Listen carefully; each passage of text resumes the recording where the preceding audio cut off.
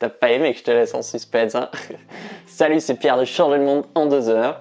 J'espère que tu vas bien. Cette vidéo, c'est la deuxième d'une série de 3 sur le minimalisme et un documentaire dingue qui s'appelle The Minimalists sur Netflix que tu peux aller voir. Donc hier, la première partie, c'était pour t'expliquer pourquoi, à quel problème s'attaque le minimalisme. En l'occurrence, en résumé, c'était que on a l'impression d'être débordé dans nos vies, que tout va à 100 à l'heure, qu'on est sollicité de partout, qu'il y a trop d'objets autour de nous, bref, qu'il y a énormément de distractions et qu'on a du mal à voir ce qui est vraiment important au milieu de tout ce bordel. Et donc je te racontais l'histoire de Joshua, qui est un des 2 cofondateurs de The Minimalists, dont parle le documentaire. Le mec a une carrière de ouf dans la banque, il gagne super bien sa vie. Un jour, il y a sa mère qui l'appelle et en fait, elle est en phase terminale de cancer. Et donc, il se magne, il file à l'hôpital et en fait, il se rend compte que il croyait que c'était vraiment important pour lui de passer du temps avec sa famille, mais en fait, ça l'était pas tellement, parce que sinon, il aurait passé plus de temps avec sa mère dans les années qui précédaient. Et en fait, malheureusement, sa mère meurt assez rapidement et combo, donc loi de Murphy, quoi, le mec, le même mois, se fait larguer par sa femme qui divorce. Donc en un mois, il a perdu sa mère et sa femme le quitte. Et donc il commence à se rendre compte en fait que tout ce à quoi il alloue son temps, donc tout ce qu'il y a dans son environnement, tout le shopping qu'il fait, ou son job qui le rend pas vraiment heureux, ou les relations sociales qu'il a, en fait, sont pas vraiment des choses qui lui apportent de la joie. Et donc il découvre le minimalisme à ce moment-là. Il découvre Leo Babauta. C'est un blogueur hyper influent qui a un blog qui s'appelle Zen Habits. Donc Joshua décide de commencer à jeter des choses qui lui servent à rien. Il décide de jeter un truc par jour pendant 30 jours. Au bout de 8 mois, en fait, il a réduit de 90% toutes ses affaires. Il sent qu'il redevient plus heureux, surtout qu'il reprend un peu le contrôle sur sa vie. C'est à ce moment-là qu'il retombe sur son pote Ryan. Donc Ryan, lui, il a 30 ans.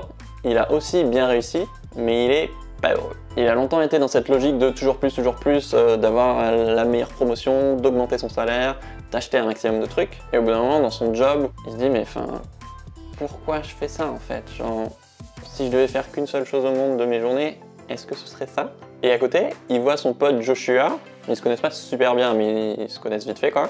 Et lui, il a le même parcours que lui, et il a l'air vachement heureux depuis qu'il a commencé le minimalisme. Mais Ryan, il en sait que dalle. Et donc, c'est trop drôle, et Ryan, il invite Joshua à prendre un verre, et il demande mais merde mec, mais pourquoi t'es si heureux en fait? Je trouve ça génial comme passage. Ça peut sembler absurde, et en même temps, sans le savoir, c'est cette question, et le fait d'avoir provoqué ce verre avec cette connaissance, qui va changer sa vie. Joshua, il lui parle de sa découverte du minimalisme, et comment ça l'a aidé à aller carrément mieux, et à faire du tri dans sa vie pour redéfinir ce qui était vraiment important pour lui. Et donc Ryan découvre le concept de packing party qu'il décide d'appliquer. En gros, t'emballes toutes tes affaires, mais toutes tes affaires que tu mets au milieu de ton salon, comme si tu déménageais ou que tu mets tout dans des cartons. Et tu sors les choses une par une que quand t'en as besoin dans ton quotidien, dans les jours ou les semaines qui suivent. Il fait ça pendant 3 semaines et en fait il se rend compte qu'il a sorti que 20% de toutes ses affaires et qu'il y a 80% des trucs qui sont restés dans les cartons dont il s'est absolument pas servi et il se rappelle même pas ce que c'était, pourquoi il les avait achetés. C'est même plus ce qu'il y a dans les cartons en fait. Du coup il décide de tout donner, de se débarrasser de 80% de ses affaires qui lui servaient à rien et encombraient son appart. Petit à petit, les deux font leur bout de chemin dans le minimalisme et ils se disent mais merde en fait, et si on partageait notre histoire? Parce qu'ils savent très bien qu'aux États-Unis, tu as toute cette culture de la surconsommation, qu'il y a des millions de gens de foyers qui sont surendettés avant la crise des subprimes pour acheter toujours plus des hypothèques, notamment de maisons. Et donc forcément, ils se disent on n'est pas les seuls à avoir ce problème quoi. Peut-être que notre petit bout d'expérience, il peut aider d'autres personnes. Et surtout, pour eux, c'était important de montrer qu'on peut être minimaliste sans être ni un ermite radical qui va vivre avec un slip et un t-shirt, ni un voyageur qui traverse le globe et a pas d'argent et dort chez l'habitant, quoi. Donc le docu raconte leur expérience. Derrière, en fait, c'est devenu un documentaire ultra vu, qui après a tellement bien marché qu'il a été mis sur Netflix. Et maintenant, ils ont fait des livres qui cartonnent et surtout, ils ont un podcast qui a plus de 20 millions d'auditeurs, je crois. Enfin, c'est un des 20 podcasts les plus écoutés au monde qui est génial. Ça s'appelle pareil, The Minimalist. Si tu veux écouter sur SoundCloud ou sur iTunes. On en arrive à la question fatidique, c'est quoi le minimalisme? Le minimalisme, c'est l'idée que chaque objet que tu fais rentrer dans ta vie a soit une utilité, soit t'apporte de la joie. Idéalement, les deux. Tu prends n'importe quel objet autour de toi, tu te demandes est-ce que ça apporte de la valeur à ma vie? Si la réponse est oui, tant mieux, tu le gardes. Si c'est non, en fait, il faut que tu apprennes à lâcher prise et à t'en débarrasser, parce qu'en fait, ça pourrit ton quotidien à petite ou grande échelle sans même que tu t'en rendes compte. L'idée, c'est pas de vivre avec le moins de choses possible, et ça, souvent, ça fait peur aux gens, et moi, ça me faisait peur, et du coup, ça me parlait pas. L'idée, c'est de ne faire entrer dans ta vie que des choses qui t'apportent de la joie. Et donc, tu commences par faire le tri dans les objets, mais du coup, après, tu fais aussi le tri dans tes activités, dans tes notifications et dans tes relations. Au lieu de faire entrer sans trop réfléchir n'importe quoi dans ta vie, je sais pas, un rendez-vous, quelqu'un qui veut prendre un café avec toi alors que t'as pas forcément envie de le voir, ou un magazine auquel t'es abonné, ou une newsletter auquel t'es abonné alors qu'en fait tu la lis plus vraiment et ça te saoule à chaque fois que tu la reçois, ou je sais pas, des fringues que tu mets, en fait t'as pas vraiment envie de les mettre et qu'elles traînent dans ton placard depuis 100 ans, ben donne-les quoi. Donne-leur une deuxième vie et donne-les à Emmaüs, tu rendras service à tout le monde. Et donc voilà, depuis, il parcourt un peu le monde pour transmettre ce message que être minimaliste, c'est pas forcément vivre dans une grotte, c'est aussi des gens qui ont envie de faire partie de la société. Dans le minimalisme, t'as des extrêmes qui peuvent être de vivre dans ce qu'on appelle une tiny house, c'est genre une toute petite maison, si tu veux voir des photos sur Google, ou je vais t'en mettre une. Ou des gens qui font du zéro déchet, où ils essaient de plus produire aucun déchet. Donc ça, pour moi, c'est encore assez extrême et j'en suis encore très loin. Mais tu peux étendre progressivement. Mais bref, ça, c'est des formes assez poussées de minimalisme. Mais déjà, l'idée, c'est pas de vivre avec rien, c'est juste de choisir consciemment ce que tu fais entrer dans ta vie et du coup, surtout, ce que tu fais sortir qui t'apporte pas de valeur. C'est reprendre le contrôle sur sa vie. Et bah, ça me parle énormément parce que c'est exactement ce que j'essaie de faire avec mon contenu pour vous.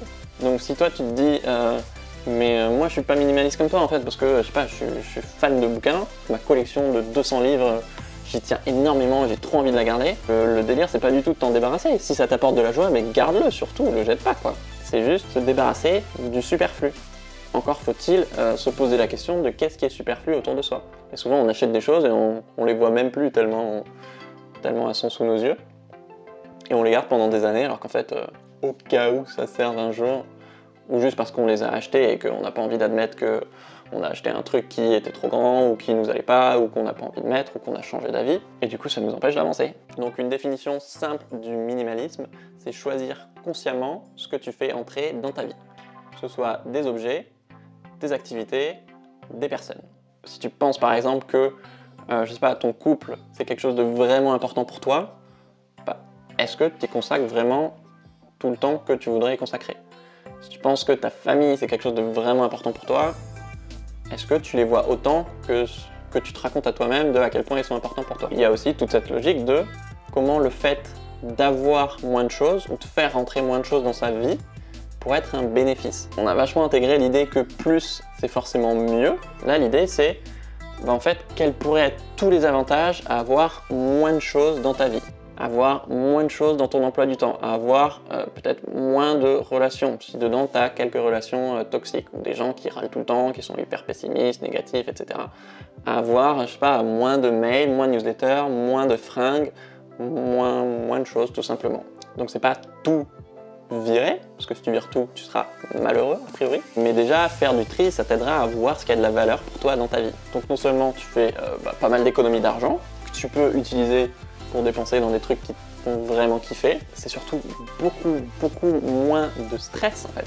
Parce que tu arrives à dire non à beaucoup plus de choses, parce que je sais pas, chez toi tu as beaucoup moins de ménage à faire, c'est beaucoup moins le bordel parce que tu as beaucoup moins d'objets, c'est moins de distractions aussi, donc quand tu vas être focus sur un projet ou sur, je sais pas, du temps avec tes enfants ou sur quelque chose qui te tient à cœur, bah, tu peux être concentré parce que tu as beaucoup moins de distractions autour de toi. C'est aussi plus de temps. Tu as beaucoup plus de temps pour faire ce que tu veux. C'est aussi plus de relations authentiques parce que tu choisis vraiment les gens avec qui tu veux passer du temps. Et c'est surtout plus de joie. Moi, le truc qui m'avait fait cliquer dans ma tête, c'était de me dire mais merde, mais si tous les jours je suis uniquement entouré je sais pas, de choses qui m'apportent de la joie, donc je sais pas, la déco autour de toi. Moi j'ai fait le tri dans mes fringues, j'ai que des fringues maintenant que je surkiffe. Mais c'est trop kiffant. Et pareil dans tes relations, dans tes activités et dans ce que tu vas faire de tes journées. C'est drôle parce qu'on a peur que le minimalisme, ça nous rende moins heureux. Alors que c'est complètement le contraire. Et du coup, à chaque fois que tu fais quelque chose, que tu achètes une fringue, que tu dis oui à un rendez-vous ou à une activité ou à une soirée, à chaque fois tu demandes, ok, est-ce que ça ajoute vraiment de la valeur à ma vie? Est-ce que ça m'apporte de la joie? Et du coup, à force de travailler ce muscle, bah, tu deviens vachement plus fort et tes journées, bah, elles sont vachement plus kiffantes, quoi. Le but ultime, c'est pas de réduire le nombre de choses dans ta vie, c'est de reprendre le contrôle sur ta vie.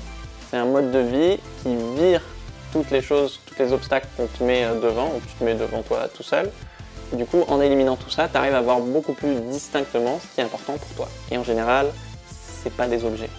C'est tout simplement mettre l'accent sur la qualité plutôt que la quantité. Ça, c'était plein de bénéfices généraux du minimalisme. J'espère que c'est plus clair pour toi. Demain, on termine cette trilogie avec l'impact que le minimalisme a eu moi dans ma vie depuis 1 an, avec des exemples très concrets. Ciao!